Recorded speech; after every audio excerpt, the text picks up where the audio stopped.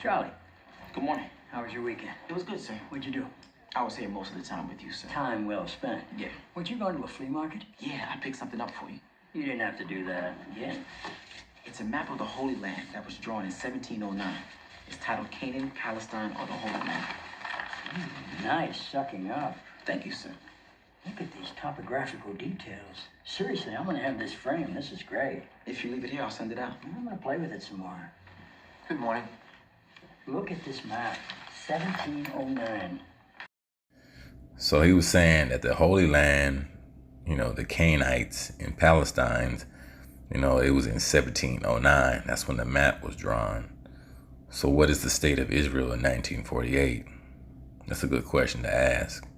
Because, in these shows, they're telling you truth. Most people don't see it, but, they'll tell you the truth, through satire and comedy sketches, like in Good Times, Black Jesus, letting them know that the people are the lost tribes of Israel, the Negroes. But it's quite interesting because there's this book called The Medieval Empire of the Israelites. And this book is $1,000. Why? Because it has a lot of vital information. So with a lot of vital information, a lot of us here in America are not taught, especially in school, the education system, the history before America's inception, the 15th, the 14th, the 13th, 11th, 12th century. I'm going to read the preface. I'm going to read a couple paragraphs, page 8. Our book is devoted to this era. Scientific facts are collected in it to prove that up until now, the predominant historical conception has been a utopian. It was built on false premises by means of a artificially constructed chronology.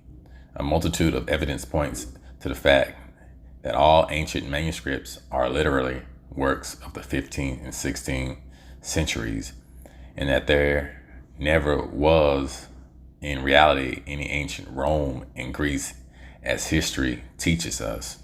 This is quite interesting. We have collected the conclusions of dozens of scientists from various countries that the most ancient monuments of mankind, the pyramids of Egypt, were erected in the period between the 11th and the 18th centuries of our own era. The processing of written sources on a computer with a comparative analysis of their authenticity and the other newest methods of the study of history, which have been founded by scientists, supports the contention that in the 13th through 14th centuries of our era, the First World War in history broke out. It ended with the formation of a colossal empire with a capital in Istanbul, if I'm pronouncing that right, which at the time was called Jerusalem. Its territory included a large part of Europe, Asia, and all of the civilized regions of Africa and Japan.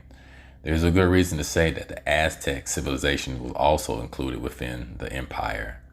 Its subjects named their country Israel and practiced that religion, which is more or less that present in the Old Testament. They named their faith Catholic. Having existed for 70 to 80 years, the empire broke up. The violent creation of states began, and along with this, the formation of peoples and nations in modern sense of these words. The objective political need thus arose for the creation of each one's own history in the context of one common history that is an empire. This is interesting, to say the least. So I wanted to go over to the 100 Amazing Facts about the Negro, and over to the title Rulers, number 57, and it says the First World War in history was started by Abraha Negro, emperor and ex-slave, when he attacked Mecca, Arabia in 569 AD. This is before the birth of Muhammad. This war lasted more than 1,000 years and stretched from France to beyond China. It brought about the fall of several great emperors, one of them the later Roman Empire, capital of Constantinople in 1453 AD. So before 1948, they had different holy cities. At least that's what my mind is, or at least that's what I'm reading correctly. So what is the 1948 state of Israel? I mean, I'll go back to Revelations 2 and 9. I'll go back to Revelations 3 and 9. History. So basically, it's a created state. Israel is the people, the 12 tribes. So I'm not getting this, the state of Israel. It don't say nothing about the state of Israel in the scriptures. Israel was a people, a Shemitic people. But I digress. So I'm continuing where I left off, and it was necessary to find or to create historical roots appropriate for one's own antiquity, which was not the same antiquity as that of the neighboring countries, in which connection, the more deeply these roots went into the centuries, the more legitimate both those roots and those of the other rulers looked into the eyes of the subjects. It was as if their authority had been sanctified by the centuries. And the primary framework of modern historiography was invented. A hunt was launched for manuscripts which could be plausibly declared ancient. The main body of sources of the history of antiquity thus appeared in two centuries, the 15th and the 16th. How this happened is well known not only to critics of the traditional historiography, but also to the traditionalists themselves. The ancient manuscripts appeared according to the scheme, which is easily seen in an example of one of the brightest forgers of that time, Braccolini, if I'm pronouncing that right. He was an author of historical and moralistic books, was in the full sense of the word the dominant influence of his century. Many found it reasonable to characterize the first half of the Italian 15th century as Piero's century. Florence erected a statue to him, which was carved by the great sculptor Donatello, Teenage Mutant Ninja Turtles. Okay. With the cooperation of Florentine scholar and book collector Nicolai Poglo Brocchini, sorry about the butcher of these words, established a kind of permanent workshop specializing in ancient literature, and attracted a whole series of collaborators and partners to the business. Dead Sea, Jordan River, Mount Sinai. That's beautiful. You want to come inside? Yeah. Thanks again, Charlie. Hey, you want to see something? Charlie gave this to me. It's a map of the Holy Land drawn in 1709. So I thought I'd bring up the 1747 map of Negro Land by Emmanuel Bowen, cartographer from England. And basically, back in the book, The Medieval Empire of the Israelites, I think it said its territory included a large part of Europe, Asia, and all the civilized regions of Africa and Japan. And there's a good reason to say that the Aztec civilization was also included within the empire. Its subjects named their country Israel. So maybe that's why we see the kingdom of Judah, the slave coast. Limitations 1 and 3. Judah will be going into captivity for affliction and servitude. Okay, so Africa, or whatever you want to call it, was a civilized region. All those Europe, Asia, Japan. You got some idiots or people that are unlearned. Talk about Africa. It was just some nappy-headed Negroes running around butt naked in the forest. No, not at all. Okay. And it says its subjects named their country Israel and practice that religion which is more or less that present in the Old Testament or the Torah. They named their faith Catholic, having existed for 70 to 80 years. their empire broke up. So this was an empire, okay? And then they broke out into states like we are today with the divided states of America. We're not united at all. You got it at a flea market. It's hand-colored, copper engraved. You're gonna put it in the outer office. This outer office? Yeah. No. Why? Why? Yeah. Because some people are going to find it offensive. Why? Doesn't recognize Israel. Doesn't recognize Israel. Scattered means everywhere, all the continents of the earth. Not just one, people calling themselves by the current modern name. There are 12 tribes. It was drawn in 1709. Yeah. There was no Israel. Right. Israel wouldn't happen for another 250 years. Yeah. So what's the problem with the map? Some people are going to find it offensive. Why? It doesn't recognize Israel.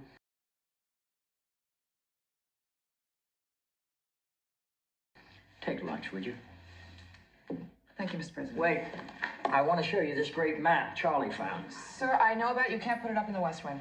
CJ. It doesn't recognize Israel. There was no Israel in 1709. That's right. Yes, Yeah, I know. There was no Israel in 1709. that's right. So when reading this sign, it says, these Israelites and other free African Americans. Now, African American be applied to so-called white people or Indo-Europeans because they did come from the African continent as well, because Europe and Africa are connected.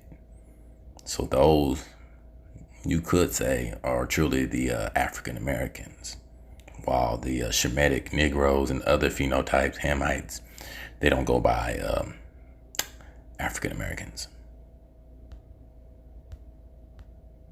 And I can't make this stuff up, man. History is not for public consumption. You know, truth is a hard pill to swallow. But it says in 67, white children were kidnapped in the British Isles at the rate of several thousand yearly in the 17th and 18th centuries and sold into slavery in America and the West Indies. Sometimes they were bootlegged and sold as Negroes or African Americans. See? White Americans, North and South, were also kidnapped or seduced and sold as Negroes as late as 1859. One of the most celebrated cases of a white person sold as a Negro was Sally Mueller, who was held in servitude in Louisiana for 26 years. The court after court ruled against her. Finally, her birth certificate was dug up in Germany and she was freed by the Supreme Court in 1818. That's crazy. So it's not on the map. Which is what some people are going to find offensive. That's ridiculous. You know what would be great? If I put it someplace else? Yes. Leo has in what used to be his house when he was married a map of the United States. The first third of it is the 13 original colonies. The second third of it is the French territory of Louisiana. And the third third is Mexico. In this map of the United States, there is not a single state. That's because when this map was made, there was no United States. I am the president of the United States, and I'm not offended by it. Well, you're bigger than 10 men, sir. What do you say we put it out of the way? I'm having it enlarged and bolting it to the hood of my limo. They don't want us to put up our map, Charlie. They're Philistines in the fight for freedom, but that doesn't bother us, does it? Huh?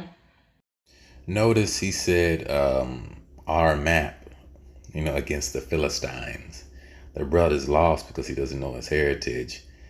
He's referring to King David, an Israelite, a Hebrew. Okay?